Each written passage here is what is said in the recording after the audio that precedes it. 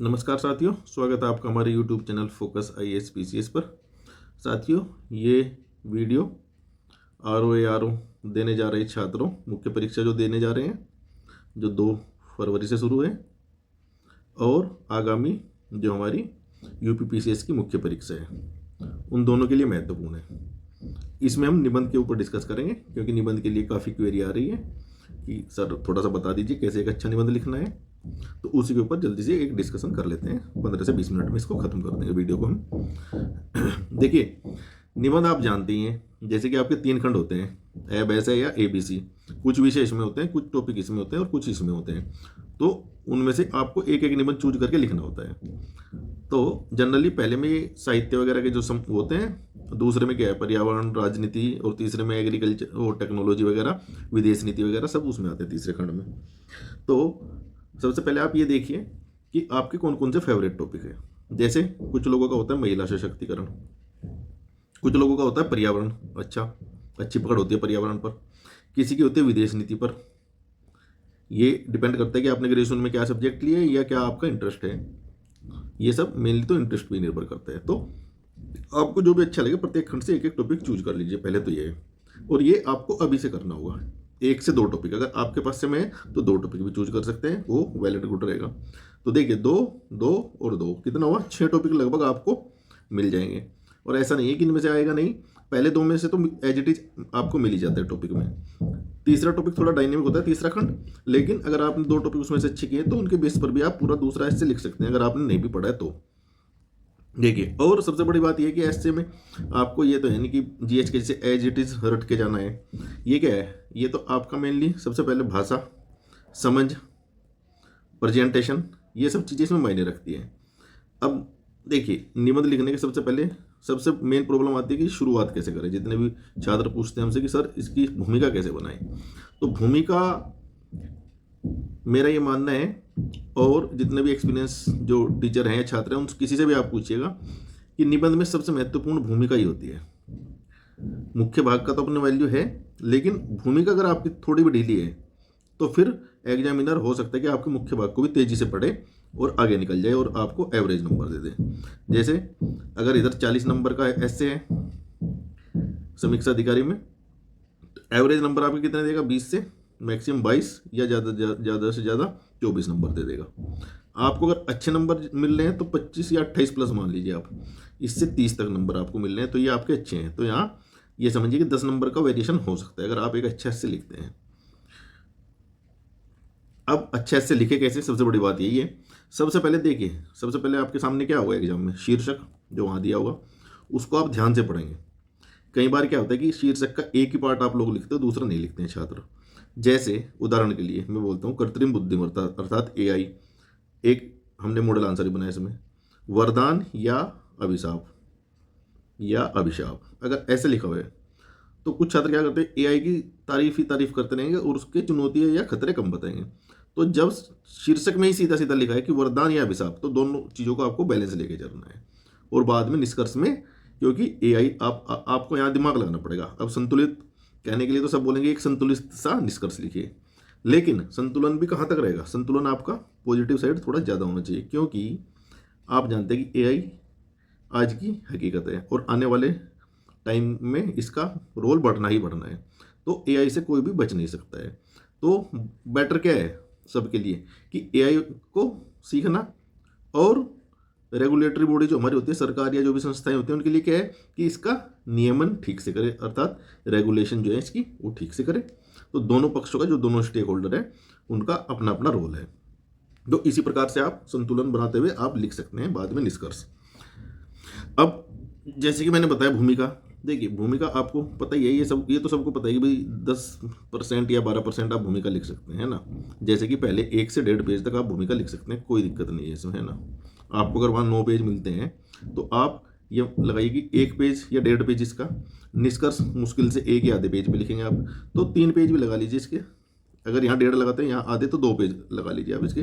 बाकी 7 पेज आपको बचते हैं मेन बॉडी लिखने के लिए, तो ये पर्याप्त है, इससे ज़्यादा ज़रूरत भी नहीं है। 600 शब्दों में इधर आता है, है ना, उधर 700 में आता है शायद पीसीएस में, तो 600-700 शब्द कोई बड़ी बात नहीं, आप ऐसे 8 से 9 पेज भर सकते हो आराम से, अगर आपकी राइटिंग ठीक ठाक है, बहुत छोटा नहीं लिख रहे हैं तो। अब निबंध में क्या है, मुख्यतः 3 चीज़ें जांची जाती है। देखिए, एक तो निबंध में आपका जो एग्जामिनर है, निरीक्षक जो है, वो देखेगा कि आपकी समझ कितनी है, और दूसरा ये देखेगा कि समझ केवल एक डायरेक्शन में तो नहीं है आपकी। जैसे पर्यावरण को लेकर अगर कुछ है, पर्यावरण संरक्षण, तो आप केवल पर्यावरण संरक्षण की ही तो बातें नहीं कर रहे हो, पर्यावरण का जो शोषण हो रहा है, दोहन हो रहा है, उसकी भी बातें आपको बतानी पड़ेंगी। प्रयास कौन कौन से कर रहे हैं, वैश्विक स्तर पर क्या प्रयास है, लोकल स्तर पर जैसे देश के स्तर पर क्या प्रयास किए जा रहे हैं, और यहाँ तक कि आपको जाना चाहिए स्थानीय स्वशासन तक भी, कि इनका भी भागीदारी कैसे हो सकती है पर्यावरण संरक्षण में। इनको योजनाओं से जोड़िए, जैसे मनरेगा से आप जोड़ सकते हैं कि मनरेगा में क्या है, तालाब खोद रहे हैं तो वो भी एक पर्यावरण संरक्षण की चीज़ें हैं, वृक्ष लगाए जा रहे हैं तो उससे पर्यावरण संरक्षण हो रहे हैं, तो सरकार की योजनाओं से भी आप इनको जोड़िए। तो इस प्रकार आपको क्या है, उसके बहुआयामी दृष्टिकोण सोचना पड़ेगा। अब जैसे पर्यावरण की बात करते हैं, पर्यावरण का क्या है, एक सामाजिक दृष्टिकोण आपको देखना पड़ेगा, एक इसका क्या है, लीगल दृष्टिकोण देखना पड़ेगा, एक इसका क्या है, आर्थिक दृष्टिकोण भी देखना पड़ेगा आपको। और देख लीजिए, सामाजिक बता ही दिया है, लीगल बता दिया, आर्थिक, पर्यावरण का पर्यावरणीय दृष्टिकोण तो होगा ही, जब वो पर्यावरण है तो ये दृष्टिकोण तो इसका खुद ब खुद हो जाएगा। एक आप इसको क्या कर सकते हैं, टाइमलाइन से जोड़ सकते हैं। जैसे कि प्राचीन काल में क्या था, ऋग्वैदिक काल में आप देखते हैं कि वो संस्कृति ही पूरी पर्यावरण आधारित थी, तो उस टाइम के कोई श्लोक आप लिख दीजिए, है ना, बताइए कि जैसे नदियों को पूजा जाता है, वृक्षों को पूजा जाता था, प्रकृति पूजा होती थी उस टाइम, तो इस प्रकार से आप उसका ऐतिहासिक दृष्टिकोण भी लिख सकते हैं। तो ये इतने सारे दृष्टिकोण हो गए आपके, देखिए किसी भी टॉपिक पर होगा। और ये आप अगर साइंटिफिक टॉपिक भी लेते हैं, साइंस का भी होता है, तो साइंस का भी क्या है भाई, साइंस का भी ऐतिहासिक दृष्टिकोण है। आप हड़प्पा काल में देखते होंगे, ये क्या थी, वर्गाकार थी सड़कें, है ना, तो इनको ज्यामिति का ज्ञान था, ज्योमेट्री का। तो आप देखिए आगे इसमें आइए, हड़प्पा काल में क्या है, उनको क्या था, कांसे का ज्ञान था, अर्थात धातु का ज्ञान था। जो जो आर्किटेक्चर जो बने हुए थे, मोम लुप्त विधि से कुछ मूर्तियां बनी हुई थी, तो उनको क्या है, साइंस का हर प्रकार का ज्ञान था। तो ये आप इसको इस प्रकार से क्या है, आप इसको जोड़ सकते हैं। आगे देखते हैं, ये तो हो गई आपकी नॉलेज, ठीक है, ये सब चलेगा, है ना। लेकिन अगर आपके उसमें जैसे बोलते हैं, आप कमेंट भी पाते होंगे एग्जामिनर से कि कनेक्टेड नहीं है। कनेक्टेड अर्थात एक पैराग्राफ जहाँ छोड़ते हैं उससे अगला पैराग्राफ ऐसा नहीं है कि रैंडम कुछ भी लिख दिया, इस पैराग्राफ में कुछ लिखा, इसमें कुछ लिखा, इसमें कुछ लिखा, ऐसा नहीं चलेगा। आपको थोड़ा फ्लो कनेक्ट होना चाहिए, इधर से इधर, इधर से इधर, है ना। जैसे अगर आप ऐतिहासिक टाइमलाइन के हिसाब से कोई निबंध लिख रहे हो, तो आप प्राचीन काल से चले, फिर मध्यकाल से चले, फिर वर्तमान काल से चले, और फिर भविष्य से जोड़ते हुए लिखेंगे। तो इस प्रकार पूरा एक फ्लो होना चाहिए निबंध में। आइए, अब उससे बड़ी बात क्या है, विचारों की परिपक्व अभिव्यक्ति होनी चाहिए। मतलब आपको अच्छे अच्छे विचार लिखने चाहिए, ऐसे नहीं कोई सामान्य सी बातें लिख दी कोई कक्षा 6 का बच्चे जो लिखता है। तो ये तो सब आ गया, ठीक है, चलते हैं। अब शुरुआत कैसे करते हैं भूमिका की, ये तो कॉमन चीज़ें हुई। भूमिका देखिए आप कई प्रकार से कर सकते हैं, कोई श्लोक कर लिख दीजिए, ज़्यादातर बच्चे इसको प्रयोग करते हैं, या उद्धरण, कोई भी कथन वगैरह लिख देते हैं महापुरुषों का, ये भी अच्छी अप्रोच है, ये भी ठीक है अप्रोच है। या एक काल्पनिक कहानी से लिख सकते हैं आप, काल्पनिक कहानी, या आप एक समसामयिक घटना, अर्थात कोई एक्चुअल की कहानी है, कोई भी न्यूज़ है, उससे लिख सकते हैं समसामयिक घटना, है ना। तो इनमें आप कोई सा भी चूज कर सकते हैं।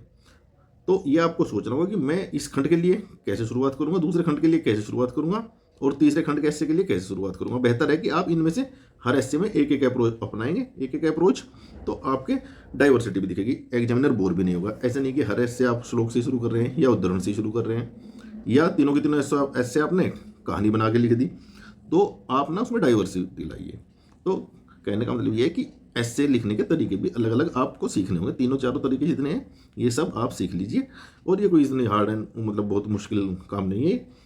अब यही यहाँ बताएगा कि ऐतिहासिक घटना से दार्शनिक पंक्ति, संवैधानिक मूल्य, आप संविधान से जोड़कर भी लिख सकते हैं। देखिए हमारा संविधान क्या है, इसको आप किसी भी चीज़ से जोड़ सकते हैं भाई। उधर वैज्ञानिक दृष्टिकोण भी है, तो साइंस का ऐसे भी इससे जोड़ सकते हैं। पर्यावरण की संरक्षा जैसे हमारा डीपीएसपी के तहत आता है, डीपीएसपी के, तो आप पर्यावरण का ऐसे भी संविधान से जोड़ सकते हैं। बाकी महिला सशक्तिकरण का भी ऐसे आप जोड़ सकते हैं भाई, सुभेद्य वर्गों की सुरक्षा के लिए वहाँ भी आर्टिकल दिए हुए हैं। तो एक तो संविधान इतना अच्छा है कि आप किसी भी टॉपिक से इसको जोड़ सकते हो, संवैधानिक मूल्यों को।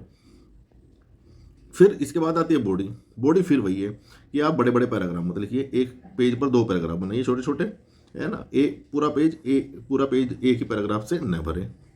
देखिए प्रेजेंटेशन का अपना एक बड़ा महत्वपूर्ण रोल है यहाँ पर ना। अगर आप देखेंगे यूपीपीसीएस में तो प्रेजेंटेशन भी मायने रखता है, तो आप साफ साफ लिखे। और दूसरा सबसे बड़ी क्या है, जहाँ अंक की कटौती होती है। देखिए उससे अंक बढ़े ना बढ़े, लेकिन अंक कटेंगे जरूर आपसे। किस गलती से? वर्तनी अशुद्धिया से। जो वर्तनी अशुद्धियाँ करते हैं तो एग्जामिनर नंबर कम करता है। या आप सब किसी से पूछ लीजिए जिन्होंने भी कॉपी देखी है आरटीआई की, एक अगर गलती यहाँ होगी तो ऐसे गोला बनाएगा, फिर वो ऐसे गोला बनाएगा, और उतना ही नंबर, जैसे मान लिया उदाहरण के लिए इसके लिए आधा नंबर कम कर दिया या 0.25, तो ऐसे कर करके आपके 4-5 नंबर कम हो जाएंगे। तो ये आप बचा सकते हैं अगर वर्तनी शुद्ध रखते हैं। अच्छा, भाषा का प्रयोग थोड़ा अच्छा होना चाहिए। देखिए भाषा बहुत सारा उसमें क्या है ना, काफ़ी संस्कृत भर देते हैं कुछ लोग, है ना, वो भी नहीं भरनी। काफ़ी उर्दू फारसी का प्रयोग नहीं करना। कोशिश करिए हिंदी का प्रयोग करें। अगर हिंदी में लिख रहे हैं, इंग्लिश में लिख रहे हैं तो इंग्लिश का, आरओ में तो केवल हिंदी में लिखना है तो हिंदी का ही प्रयोग करें। आप हिंदी के शब्द का ज़्यादातर यूज कीजिए। आप सरल हिंदी लिखें, सटीक शब्द लिखें। अच्छा, भावनात्मक और तर्क संगत लिखें आप। देखिए जो भी आप चीज़ लिख रहे हैं ना, आपको एग्जामिनर से कनेक्ट होना है। सबसे बड़ी बात यह है, आप कितना भी फैक्ट ज़्यादा देंगे तो भी मज़ा नहीं आएगा, लेकिन अगर आप एग्जामिनर के दिल को छूते हैं कुछ लाइनें आपकी, तो ऑब्वियसली वो आपसे कनेक्ट हो जाएगा और आपके एस्से को पढ़ने में उसे मज़ा आएगा। एस्से का मतलब यही है कि एग्जामिनर अगर आपका पहली लाइन से अंतिम लाइन तक ना पढ़े तो एस्से में मज़ा नहीं है। फिर अगर पहला पेज आपकी भूमिका भी अच्छी है और पहला पेज वो आराम से तसल्ली से पढ़ रहे हैं और दूसरा भी आधा पढ़ रहा है, तो समझिए कि आपका काम बन गया। फिर वो 40 में से आपको 30 नंबर भी आराम से दे सकता है। इसके बाद मुख्य बॉडी तो आप पता ही, सभी आयाम जो जैसे बताया सारे आयाम लिखेंगे इस प्रकार से, राजनीतिक आर्थिक जो भी लिखना है सब लिखेंगे। ऐसे में क्या होता है ना, कई बार ऐसा होता है एक ही पक्ष लिखते चले जाते हैं। आप सोचते हैं कि मैं शीर्षक देखेंगे और आपको लगेगा कि एक ही पक्ष लिखना है। जैसे अभी मैंने एआई का बताया था, वरदान या अभिशाप, उसमें तो समझ जाएगा सब हर कोई कि भाई वरदान भी लिखना है और अभिशाप भी लिखना है। लेकिन कई बार क्या होता है, मान लीजिए ये लिख दिया महिला सशक्तिकरण के लाभ, है ना, इस प्रकार से ऐसा आ गया के लाभ, है ना। तो कई छात्र क्या करते हैं कि इसके पूरे ऐसे इसके 6-7 पेज लाभ लाभ लाभ फायदे फायदे में ही भर देंगे। ऐसा नहीं है। यहाँ भले ही ना पूछा गया हो, आपको किसके समक्ष चुनौतियाँ क्या है वो भी आपको लिखनी होगी और उन चुनौतियों का समाधान भी बताना होगा, तभी आपका ऐसे इंटरेस्टिंग होगा, है ना। क्योंकि अगर 6-7 पेज पर आप केवल महिला सशक्तिकरण के फायदे या प्लस पॉइंट ही लिखते रहेंगे तो फिर एग्जामिनर हो जाएगा बोर। भले ही इसका शीर्षक ये भी हो, कुछ भी हो, तो इसमें आप कुछ कम से कम 1 से 2 पेज इसकी चुनौतियाँ बताइए। महिला सशक्तिकरण क्यों नहीं हो पा रहा है अभी तक, ये बताइए, है ना। हाँ 80%, 70-80% पार्ट जो है शीर्षक के अकॉर्डिंग रख के, लेकिन 20-30% इधर उधर का भी आपको बताना है, उसका दूसरे आयाम भी। तो इससे आपका ऐसे क्या है, एक समग्र रूप से दिखाई देगा एग्जामिनर की, हाँ भाई ये पॉजिटिव पॉइंट भी बता रहा है, नेगेटिव पॉइंट भी बता रहे हैं, है ना, और समाधान भी बता रहे हैं, है ना, आगे की राह या समाधान जो भी है ये भी बता रहे हैं। तो एक होलिस्टिक अप्रोच अपना रहा है छात्र, तो आपको ओबियसली कम से कम 4-5 नंबर एक्स्ट्रा मिलेंगे। देखिए मैं दिखा देता हूँ ये कैसे जो हमने बनाया है। ये देखिए, कृषि में तकनीकी नवाचार और सतत विकास, ये बड़ा ही कॉमन सा टॉपिक है और ये हर बार पूछता है आयोग, है ना। तो देखिए, खुद ही को कर बुलंद इतना कि हर तकदीर से पहले खुदा बंदे से खुद पूछे बता तेरी रजा क्या है। अगर आप ये एक्सप्लेनेशन नहीं पढ़ोगे तो आपको लगेगा यार ये क्या लिखा, ऐसे है एग्रीकल्चर का और उन्होंने कौन से शेर उठा के चिपका दिया इकबाल की। लेकिन ऐसे में यही खूबी होनी चाहिए आपकी ना, कि आपको जो पता है उसको आपको फिट करना आना चाहिए। कि जैसे सपोज कीजिए आपको एग्रीकल्चर के कुछ लोग याद नहीं आ रहे, तो आप क्या करोगे, प्लेन शुरुआत करोगे। उससे बढ़िया है कि आपको जो पता है उसको आप इधर फिट करने की कोशिश कीजिए। और अगर ये यूनिक अप्रोच इस प्रकार से होते तो एग्जामिनर भी पढ़ेगा, एग्जामिनर इसे पढ़ेगा, उसको लेगा यार ये क्या लिखा, देखता हूँ इसका मतलब क्या है, कैसे इसने लिंक किया है टॉपिक से। तो अब ये देखिए, एक सेकंड दोस्तों, अब ये देखिए आप कैसे लिंक होगा। देखिए इकबाल का ये शेर है, अल्लामा इकबाल का यह शेर आज भारत के उस किसान पर सटीक बैठता है जिसके फटे हुए बिवाइयों वाले पैरों ने अब तक तकनीकी की सीढ़ियाँ चढ़ना सीख लिया है ना। अब तकनीकी की सीढ़ियाँ चढ़ना सीख लिया है। सदियों तक मानसून का जुआ कहलाने वाली भारतीय कृषि आज एक ऐतिहासिक मोड़ पर खड़ी है, जहां हल की लकीरें वह उपग्रहों से तय हो रही और पसीने के बूंदों को ड्रिप इरिगेशन के सधे हुए अनुशासन का साथ मिल रहा है। देखिए ये ड्रिप इरिगेशन में क्या है, बूंद बूंद टपकती है। और पहले क्या होता है, किसान की बूंद बूंद टपकती थी पानी मतलब खेत की सिंचाई करने में। तो देखिए आप कितना भावनात्मक रूप से इसको जोड़ रहे हैं, एग्जामिनर को बता रहे हैं कि देखिए मैं टेक्नोलॉजी को कितना अच्छे से जोड़ रहा हूँ एग्रीकल्चर से। ये मानसून का जुआ सब बोलते हैं। अगर आप सीधा बिना शेयर कैसे शुरू कर देंगे, भारत की कृषि अब तक मानसून का जुआ थी, किसान गरीबी में जीता था, है ना, अब तकनीकी ने इसमें बड़ा ही महत्वपूर्ण भूमिका निभाई है, ऐसे सब सिंपल लिखेंगे तो वो हो जाएगा बोर और एवरेज मार्क्स आपको मिलेंगे। लेकिन अगर आप इस प्रकार से थोड़ा रोचकतापूर्वक लिखते हैं तो देखिए कितना अच्छा लगता है। आप खुद ही देखिए, इसको पढ़ के देखिए, आपको लगेगा कि हाँ यार क्या इससे लिखा है।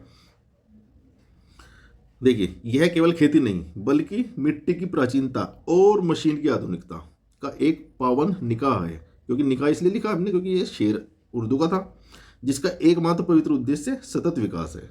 देखिए तो अब कृषि में टेक्नोलॉजी की भूमिका, क्योंकि टेक्नोलॉजी का मीनिंग क्या है, टेक्नोलॉजी है ही, टेक्नोलॉजी तो है ही उसकी उत्पादकता वगैरह बढ़ाने के लिए, और यहाँ सतत विकास भी लिखा हुआ है। तो इधर टेक्नोलॉजी भी आया भूमिका में, इतनी सी भूमिका में ही, और सतत विकास भी आ गया। तो ये होता है शीर्षक को पकड़कर एक रोचक तरीके से भूमिका लिखना। तो ऐसे ही आपको लिखना है। देखिए भारतीय कृषि का इतिहास शर्म और धैर्य की गाथा रहा है।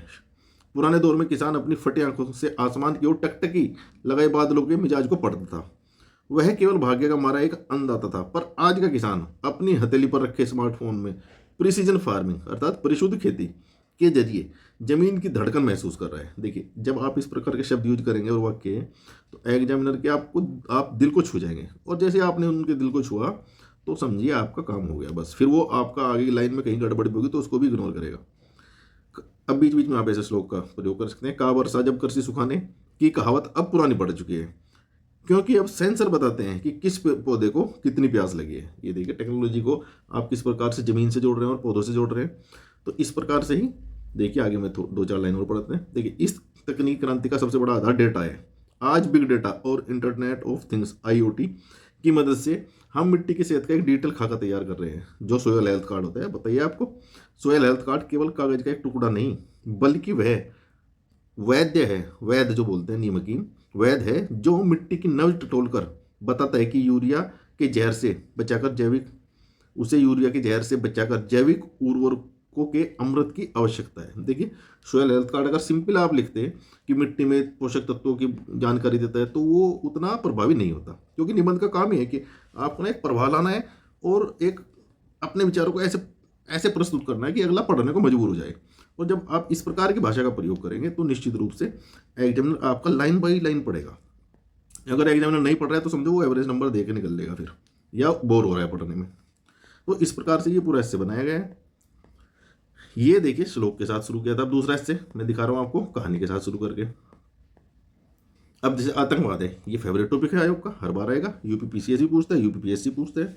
वैश्विक समस्या, ये देखिए कि वैश्विक समस्या है, इसके कारण और निदान बताने हैं, है ना। अब शुरू करते हैं किसी समसामयिक घटना, जैसे कि आप सबको पता है पहलगाम की वहाँ घटना हुई थी। अगर आप उसको सिंपल तरीके से लिखोगे कि भाई पहलगाम में हुई आतंकी घटना ने पूरे विश्व को झंझोड़ दिया, ये वो, है ना, तो इस प्रकार से उसमें मजा नहीं आएगा। लेकिन आप देखिए लिखना शब्दों का ही खेल है सारा, बात आप वही बताएंगे, बस थोड़ा अलग तरीके से बताएंगे, एक रोचक तरीके से। देखिए पहलगाम की वह बर्फीली वादी जहाँ की हवा में आमतौर पर सूफी संगीत और शांति की गूंज होती है, अचानक गोलियों की तड़तड़ाहट और मासूमों की चीखों से थर्रा उठी। वह कायराना हमला मात्र एक आतंकवादी घटना नहीं थी, बल्कि मानवता के विरुद्ध एक अंतर्राष्ट्रीय अपराध था। देखिए क्योंकि अंतर्राष्ट्रीय क्यों जोड़ा हमने, क्योंकि यहाँ लिखा हुआ है एक वैश्विक समस्या है, इसलिए ये शीर्षक का भी ध्यान रखना है, हमें इनसे जोड़ते चलना है। उस दिन पहलगाम की लिद्दर नदी का पानी सफ़ेद बर्फ पर गिरे निर्दोष रक्त से लाल हो गया। देखिए ये जानकारी सब देंगे, है ना। काफ़ी लोग लिखते हैं, मैंने कितनी ऐसे चेक किए, कम से कम 100 ऐसे, जिसमें उन्होंने ये पहलगाम का जिक्र किया हुआ है, आतंकवाद का नाम होता है। और खासतौर से पिछले साल तो यही इसी प्रकार के ऐसे सब लिखते हैं, नई घटना थी।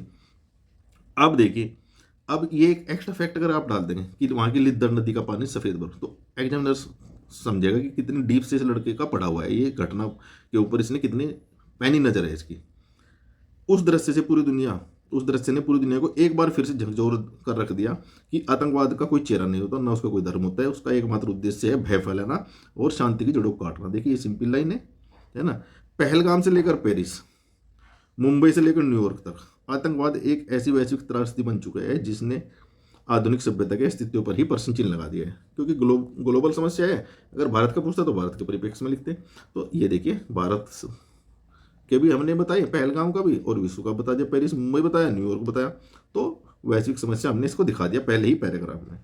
अब अपना मेन बॉडी ऐसे लिखते चले जाइए। ये देखिए, अहिंसा परमो धर्म, धर्म हिंसा तथैव च। इसका अर्थ क्या हुआ कि भारत का धर्म क्या है? अहिंसा है। अहिंसा, भारत अहिंसा में विश्वास करता है, लेकिन अगर धर्म की रक्षा करनी पड़े तब हिंसा भी जायज है। तो ये महाभारत का श्लोक है, सूक्ति है।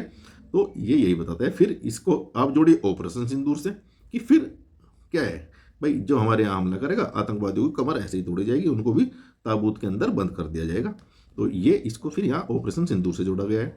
तो इस प्रकार से आपको थोड़ा रोचक बनाना पड़ेगा। देखिए, सिंपल आप लिखेंगे तो फिर सिंपल ही नंबर मिलेंगे, एवरेज। तो इस प्रकार देखिए, विनाश काले विपरीत बुद्धि, इस प्रकार से आप छोटे छोटे जो श्लोक याद है आपको, उनका ही आप प्रयोग कर सकते हैं। कोई भारी भरकम आपको श्लोक याद करने की जरूरत नहीं है।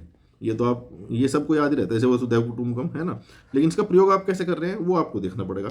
देखिए, इसको आप ऐसे लिखेंगे, भारतीय उपनिषदों का वसुधैव कुटुंबकम का संदेश इस नफरत के जहर का सबसे बड़ा तोड़ है।